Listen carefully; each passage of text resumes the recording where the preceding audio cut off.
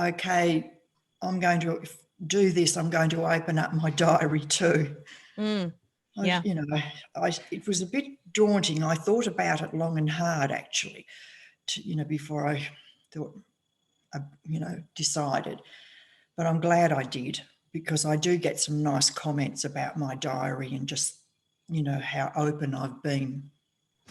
Well, and so I want to commend you because, I mean, everyone knows Lion, right? It was an Academy Award nominating film. It had 6 nominations. Yes. And the world knows the story. They know the book. They know Saru.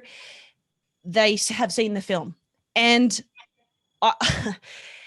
you would have known writing this and I would imagine from knowing your story and reading your story, this wasn't natural to you to sit down and write a book that No. let's face it, people are going to have eyes on this. People are going to read it because it's almost a sort of a prequel to this big phenomenon that is Lion. So I can only imagine being a little trepidatious or apprehensive to sit down and write all of your thoughts and feelings down for the world to, very vulnerable, open, raw for people to see. It really wasn't a happy time. It did colour the 2.5 years it took, and particularly at the end of the process where you have to push on through all the editing and all the things that go into putting a book together. The writing itself was quite challenging because parts of it were, quite honestly, I think I got post-traumatic stress because a lot of that stuff was so far back in my life.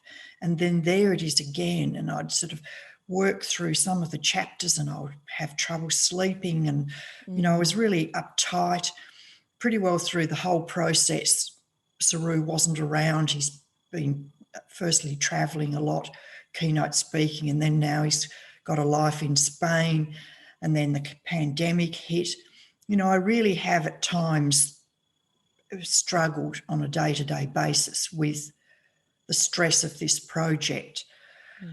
But I'm trusting that, as the months go on and I get my life back again and get back into all the other stuff I used to do before, it'll be easier. But there's certainly been a level of post-traumatic stress, I'm sure of that. Yeah, and I heard you say in a previous interview that you were glad that the authenticity of your life and also with your boys, that they didn't gloss over that they told the truth of what it was like for you guys, and that family, although close, sometimes we have, sorry to say it, but shitty things. It's true. We have things in our family. All sorts of families have exactly the same thing. So it was important to me to, be authentic and raw about those things because, I think even with traditionally formed families, they can relate to this story too because they're going through, some of them are going through exactly what I found was happening with me as a mother.